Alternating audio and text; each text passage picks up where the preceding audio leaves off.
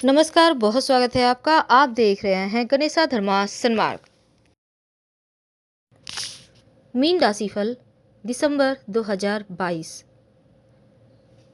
तो 2022 जाते जाते आपके जीवन में क्या कुछ बड़ा बदलाव लेकर आया है और क्या कुछ आप प्राप्त करेंगे। तो चलिए वीडियो के अंत तक बने रहें और ये प्रेडिक्शन चंद्र राशि पर आधारित है। तो मीन वालों, सबसे पहले हम शुरुआत करते हैं ग्रहों की चाल क्या कहता है इस दिसंबर के महीने में। देवगुरु बृहस्पति आपके लग्न में यथावत रहेंगे, आपके राशि के स्वामी हैं और लग्न में बैठे हैं। और राहु आपके धन भाव में विराजमान है।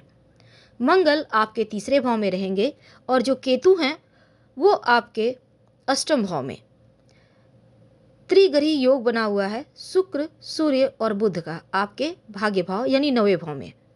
शनिदेव आपके 11वें भाव में है और चंद्रमा 12वें भाव में रहेंगे माह की शुरुआत में। तो क्या होगा, देखिए सबसे पहली बात तो चंद्रमा आपका 12वें भाव में है तो इनकम आपकी उत्तम बनी रहेगी। तो धन के मामलों में ये महीना आपको परेशान नहीं करेगा, लेकिन यात्रा वगैरह जरा सोच समझ कर कीजिएगा या फिर टालने का प्रयास कीजिए, क्योंकि थोड़ा सा वाहन से कष्ट हो सकता है। अब सोचेंगे शुरुआत में ही हमने बैड न्यूज़ दे दिया, बैड न्यूज़ नहीं दिया है, बल्कि शुरुआत से ही आपको संभल के रहने के लिए हम कह रहे हैं। तो महीने में बहुत सारे सुखद आश्चर्यचकित करने वाले आपको सूचनाएं मिलेगी और संबंधों का बेनिफिट लाभ भी मिलेगा। तो चलिए शुरुआत करते हैं विस्तार से कि इस समय आपके करियर के मामलों में क्या होने वाला है बड़ा बदलाव, क्योंकि करियर से ही हम शुरुआत करेंगे। आपका धन वाला पार्ट कैसा रहेगा इसके बाद हम विस्तार से जानेंगे आपके लव लाइफ, शिक्षा, वैवाहिक जीवन, स्वास्थ्य और अपनों के बारे में। तो करियर से शुरुआत करते हैं। वीडियो के अंत तक बने रहिए और ये प्रेडिक्शन चंद्र राशि पर आधारित है। और अगर आपने हमारे चैनल को सब्सक्राइब नहीं किया है तो प्लीज़ सब्सक्राइब कीजिए और अगर आपको वीडियो पसंद आए तब लाइक कीजिएगा और कमेंट में हर हर महादेव जरूर लिखिएगा। तो मीन वालों, करियर के मामले में ये दिसंबर का महीना आपके लिए अच्छा है, क्योंकि शुरुआती समय में कमज़ोर है थोड़ा सा, पर इसके बाद चीज़ें स्थिर हो जाएगी। क्योंकि देखिए, अगर आप जॉब करते हैं तो जॉब बदलने का बड़ा अवसर मिलेगा और अगर आप जॉब की तलाश में हैं तो जॉब प्राप्ति का भी शुभ अवसर मिलेगा। अब देखिए 3 दिसंबर को बुध और 5 दिसंबर को शुक्रदेव आपके दसम भाव में आ रहे हैं। तो कार्य क्षेत्र में ज़बरदस्त परिणाम आपको मिलने वाला है। ऐसे में क्या होगा ना, आप मन लगाकर काम करेंगे और कार्य क्षेत्र पर भी अपने साथ काम कर रहे सभी लोगों को आप प्रसन्न रखने का पूरा प्रयास करेंगे। हालांकि आपका व्यवहार सभी के लिए बढ़िया होगा और सभी आपके काम की और आपके व्यवहार की तारीफ करेंगे। आपका आत्मविश्वास बढ़ता दिखेगा। आपके पास जो भी काम आएंगे उनको आप बेहतर तरीके से निपटाने का प्रयास करेंगे और जॉब करते हैं तो आपकी स्थिति मजबूत और मजबूत होती जाएगी, क्योंकि आपके जो वरिष्ठ अधिकारी हैं वो भी आपके काम को देखेंगे और सराहेंगे। आपके कठिन परिश्रम के बदौलत आपको पद प्रतिष्ठा का लाभ भी मिलता हुआ नजर आएगा।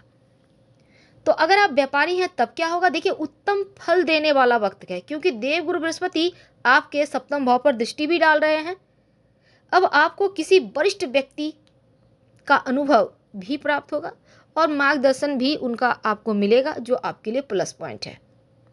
तो व्यापारी अपने विस्तार करेंगे अपने व्यापार का और जो भी बहुप्रतीक्षित योजना है उसमें आप वृद्धि करेंगे, आप प्रगति करेंगे। यानी आपका करियर के मामलों में, व्यवसाय के मामले में, जॉब के मामले में बहुत अच्छा है। धन की बात करते हैं, कितना बचा पाएंगे आप। देखिए इस महीने आर्थिक स्थिति आपकी उत्तम है, क्योंकि जो शनि महाराज है ना अपनी ही राशि एकादश भाव में विराजमान है और आपकी आर्थिक स्थिति को मजबूत बनाए रखेंगे।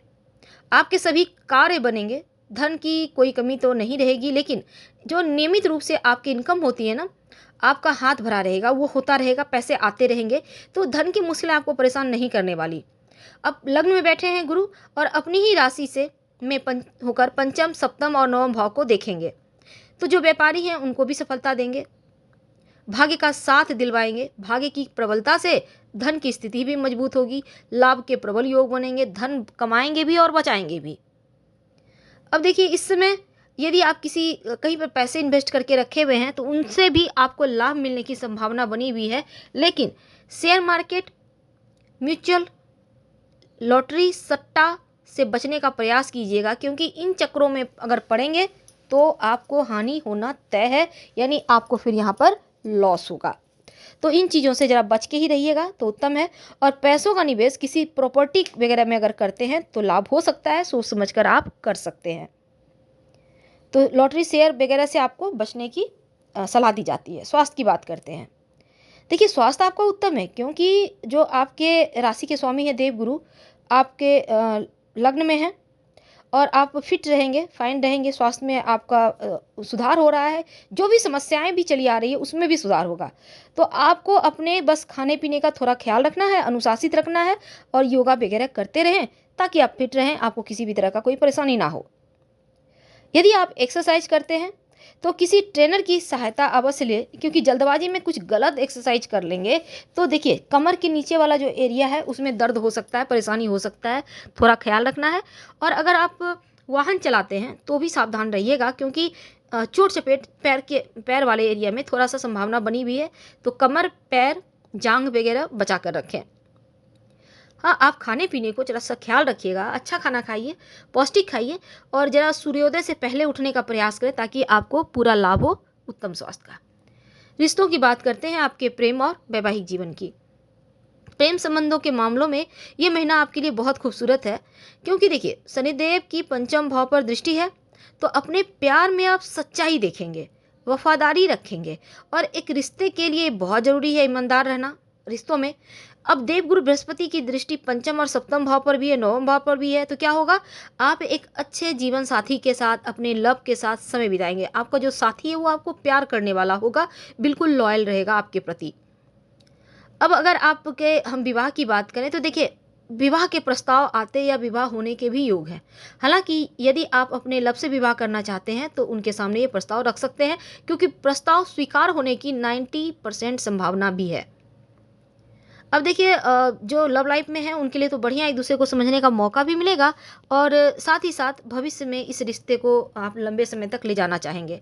लेकिन वैवाहिक जीवन की बात करें तो देवगुरु बृहस्पति की सप्तम भाव पर दृष्टि है, तो तनाव कमेगा, प्रेम बढ़ेगा, आपसी सामंजस्य बढ़ेगा, समर्पण बढ़ेगा और मिलकर पारिवारिक जिम्मेदारियों को उठाएंगे, हाथ बटाएंगे।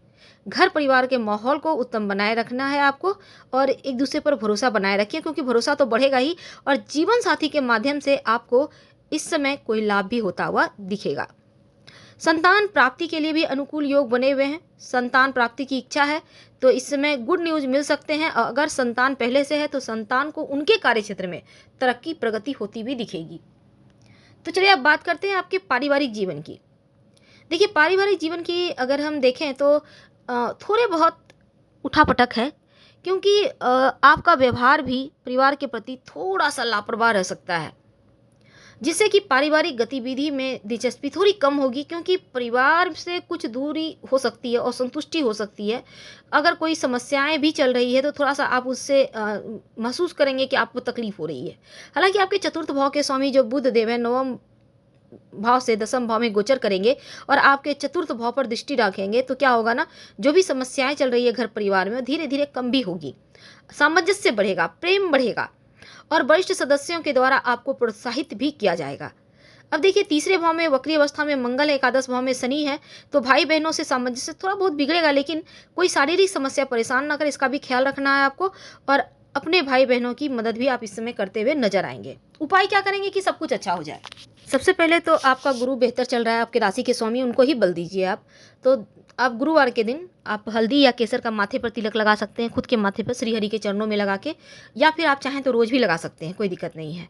और अगर संभव हो तो पीपल के वृक्ष को बिना छुए आप गुरुवार के दिन जल अर्पित करें। और साथ ही आपके जो वरिष्ठ हैं, जो ब्राह्मण हैं या फिर उनको आप सम्मान करें। और साथ ही शिव जी को आप 1 लोटा जल सोमवार को अर्पित कर सकते हैं या फिर नमः शिवाय का जप भी कर सकते हैं। तो हम आपसे विदा लेते हैं।